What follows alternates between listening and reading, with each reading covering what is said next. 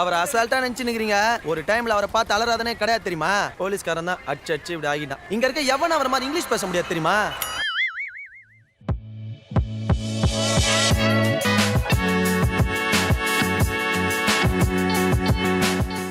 Hello all, வணக்கம்.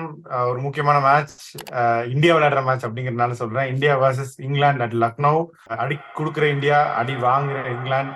அவன் அடிக்க என்ன அடிக்க நீ திருப்பி அடிக்கிறதே இல்லையா? அதெல்லாம் நடக்கிற காரியமாங்க. பீடாக் சொன்னாரு இந்தியா வந்து இங்கிலாந்து இப்ப ஜெயிச்சா அது அப்செட் அப்படின்னு. நக்கல்யா அவனுக்கு.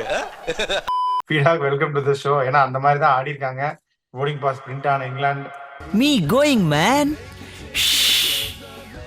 Aeroplane against India. பீடாக், உங்களோட இனிஷியல் தாட்ஸ் என்ன? இல்ல, இப்ப இந்த ஒரே ஒரு இன்சென்டிவ் தான் இங்கிலாந்து யோசிப்பாங்க. At least they want to get to the champions trophy.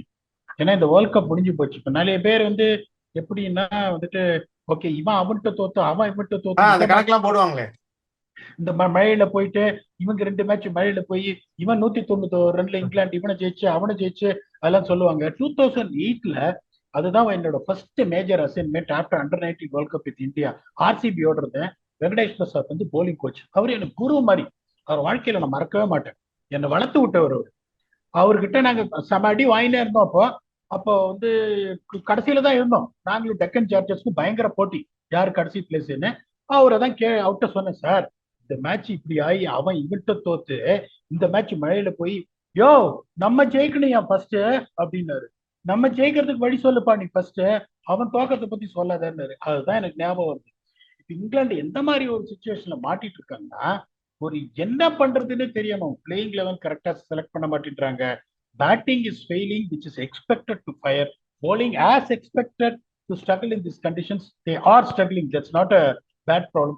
Batting கூட சேர்ந்ததுனால இது ஒரு ஆன்சரே இல்லாம இருக்காங்க. And they're going to play in a pitch like Lucknow where both fast bowlers and spinners are going to come into the picture to make it very difficult for the batsmen. Another tough day on the office, waiting for England அப்படின்றத என்னோட கருத்து. இது ஏன் நான் சொல்றேன்னா, லக்னோல திருப்பி I'm going to stick on to the same thing what I said. First 14 overs of first innings and second innings is going to decide the fate of the game. போது இப்போ only day and night matches அங்க நடந்தது பத்தி யோசிப்போம். South Africa batted for 74 for no loss. Australia replied with 60 for 4 in the first 15 overs. Winner South Africa. Sri Lanka versus Australia. Sri Lanka batted for score 74 for no loss. Australia 79 for 2. Chasing 209. They had the upper end. Australia won the match. So இதுதான் வந்து trend இங்க போயிருக்குங்கும் போது இங்க வந்து இந்த catching up கேம்ங்கிறது கிடையாது.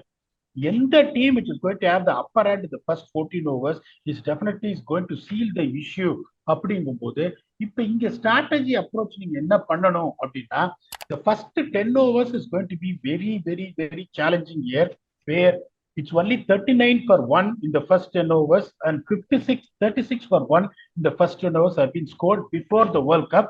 அதனால வந்துட்டு இந்த ஃபர்ஸ்ட் 10 overs எவ்வளவு இம்பார்ட்டன்ட். இந்த 10 ஓவர்ல நீங்க ஒரு விக்கெட் மேல விடாம 50 for 1.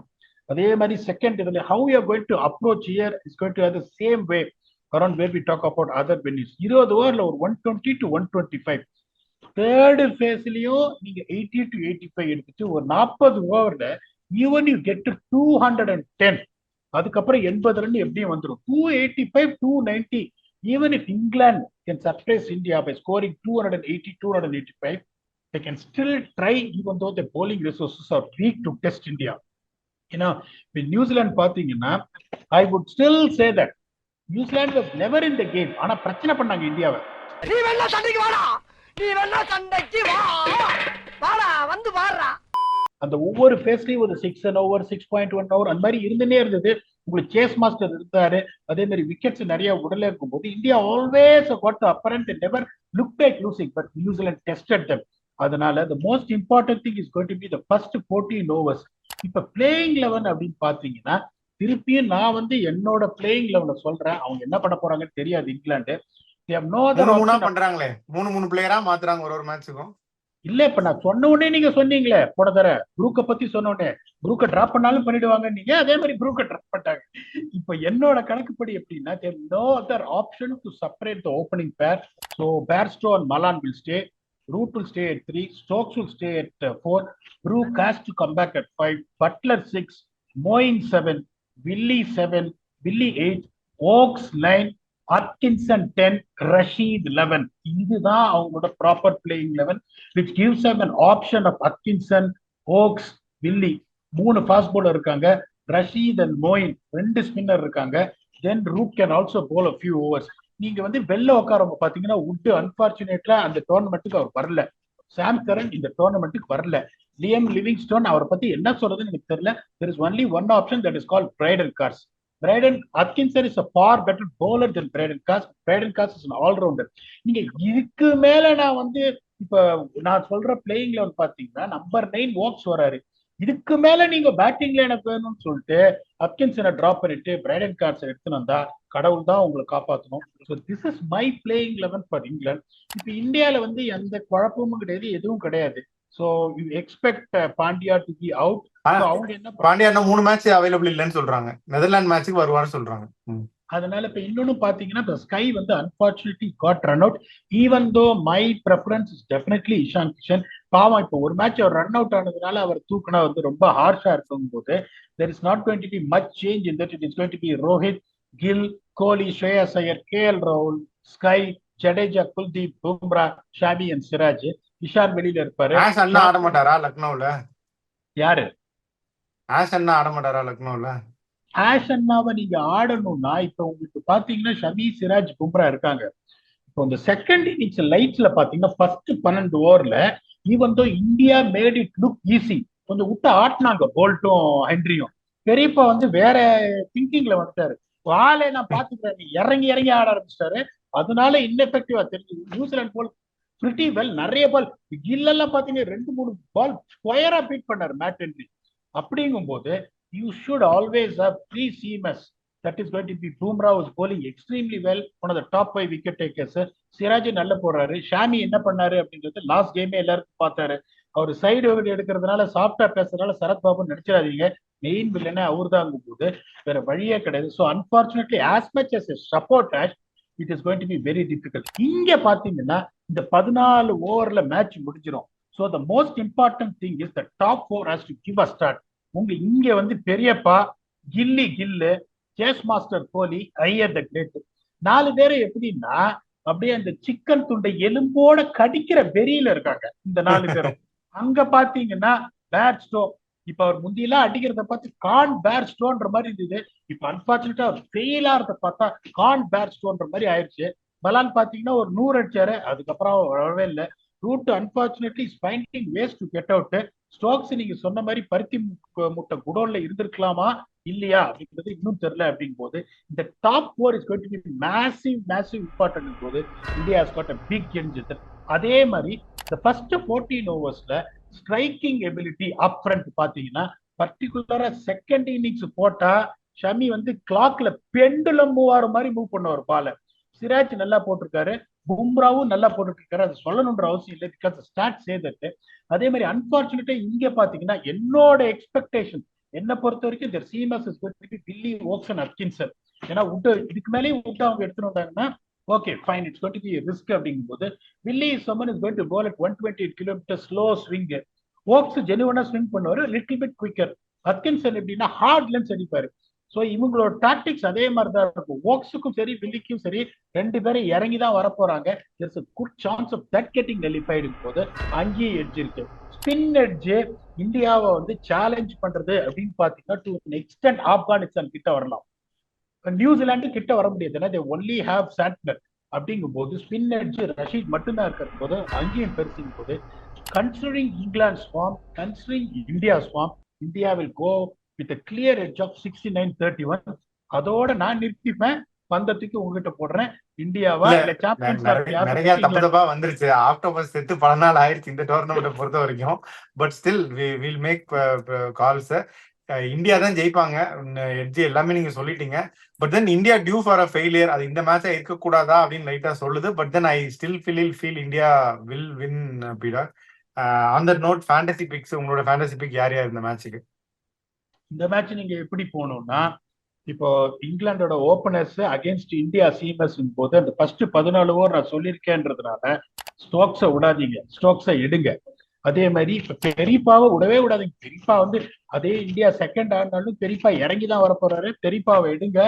கோலியும் இங்க விடாதீங்க, ஸ்ரேயஸ் ஐயரையும் இங்க விடாதீங்க, பும்ராவி இங்க விடாதீங்க. ஸோ என்னோட call I'm going for 4 players from India and 1 from England. That's going to be Rohit Sharma, Virat Kohli, Shreyas Iyer, Jasprit Bumrah and Ben Stokes. உங்களுக்கு ஏதாவது ஆட் பண்ணணும்னு நினைக்கிறீங்களா? நான் சொன்ன எல்லாத்தையுமே நீங்க ரொம்ப சிறப்பா சொல்லி முடிச்சிட்டீங்க. நான் ஸ்டோக்ஸ் திருப்பி சொல்லலாம்னு நினைச்சேன். டெம்போலாம் வச்சு கடத்திருக்காங்க. அங்கிருந்து வந்திருக்காரு, ஒரு பிசினஸ் கிளாஸ் எல்லாம் டிக்கெட் போட்டு வந்திருக்காரு. அவர் ஒரு 70 ஒரு 80 அடிக்க விடுங்க அப்படின்னு சொல்றதுக்காக தான் நான் ஸ்டோக்ஸ் நினைச்சேன். அதை நீங்களே சொல்லிட்டீங்க. டேவிட் வில்லி இன்னைக்கு நல்லா போட்டாரு பீடா. கம்பேரிட்டிவ்லி அடிச்ச ஸ்கோர் கம்மி தான். டேவிட் வில்லி நல்லா போட்டாரு. யூட்டிலிட்டி பிளேயர் ஏதாச்சும் வரும் அப்படின்னு நான் நம்புறேன். அதை நான் சஜஸ்ட் பண்றேன் பீடா நம்ம வியூவர்ஸ்க்கு. பாத்துக்கலாம். இந்தியா குல்தீப் நீங்க நல்ல பாயிண்ட் வரும்னு நினைக்கலையா? லக்னோல எப்படி இப்ப இவங்க என்ன பண்ணுவாங்க? இங்கிலாந்து குல்தீப் கச்சாமச்சான்னு அடிக்க போவாங்க. There is a good chance Kuldeep is going to rack up 4 wickets or is going to end up with no wickets. Kuldeep நல்ல ஆப்ஷன் தானே, எப்படி வேணாலும் போகும். அதனாலதான் வந்து சேஃபஸ்ட் ஆப்ஷனை நான் எடுக்கிறேன். இப்ப ஜடேஜாவை என்ன பண்ணுவாங்க? ஜடேஜா வந்துட்டு உங்களுக்கு பிரச்சனை பண்ணினே இருப்பாரு. அதாவது வெந்த புண்ல வேற 5 விக்கெட் தான் எடுத்திருக்காரு மொத்த டோர்னமெண்ட்டுக்கு. போயிடா ஃபேண்டசில பாயிண்டே வரல, பேட்டிங்கும் சான்ஸ் கிடைக்கல, பாயிண்ட்ல ஒரு கேட்ச் பிடிக்கிறாரு, அவ்வளவுதான். அந்த ஒரே ரீசன்ல தான் அவரையும் வந்து இது பண்ணிருக்கேன். Kuldeep can go either way. So I've taken 5 safest. இது ப்ரீவியஸ் மேட்சும் ஸ்ரீலங்கா இங்கிலாந்து போது நீங்க ஸ்டோக்ஸ் ஆட் பண்ண சொன்னீங்க. You gave reasonable point. So again you are telling Kuldeep to be added. I hope the viewers will add Kuldeep also in the list to make it. David வில்லியும் 1-2 ஓசி கிடைக்கும்னு நினைக்கிறேன், பாப்போம். ஓகே பீடா. So எல்லாமே முடிச்சிட்டோம், fantasy முடிச்சிட்டோம், matchups எல்லாமே நீங்க கிளீனா சொல்லிட்டீங்க. உங்களுடைய ஃபைனல் தாட்ஸ்? இதுல வந்து நீங்க ஒரு பாயிண்ட் நல்லா சொன்னீங்க.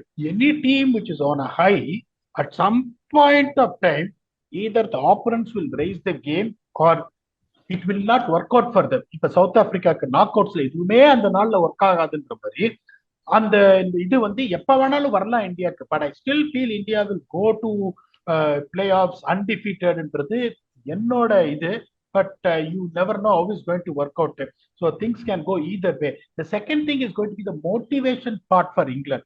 Seri tournament mudinju pochu. At least they have to garner some respect being the defending champions, and also the qualification of Champions Trophy, based on top 8 finishes. But imagine a team like England is not finishing in the top 8 in the points table. அது எவ்வளோ ஒரு இதா இருக்கும் போது England will surely try and see what they can do to play fearless cricket. Because இப்ப வளர்மதி வந்து நீ boarding இது கொடுக்கறது, ஹால் டிக்கெட் கொடுக்கறதுக்கு முன்னாடியே சொல்லிட்டாங்க, நீ என்ன எழுதினாலும் நீ ஃபெயில் தாங்கும் போது சரி ஓகே நான் எப்படியாவது எழுதி பாக்குறேன் அப்படின்றது ஒரு இது இருக்கும். That is the only thing that is going to be there. And moreover for India, they can choose opponents if they can finish on top of the table.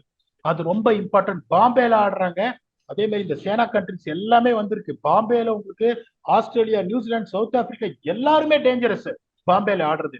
It should suit them. இது ஒரு national highway ட்ராக்ங்கும் போது there is a good chance when you finish first you have an option if someone like Sri Lanka or someone is sneaking through other teams and both. India doesn't want to play it any safe, will go all guns blazing. So we expect, unfortunately, going to be another bad day for England. Until we come back to entertain you for another preview or review. Thanks a lot and bye bye.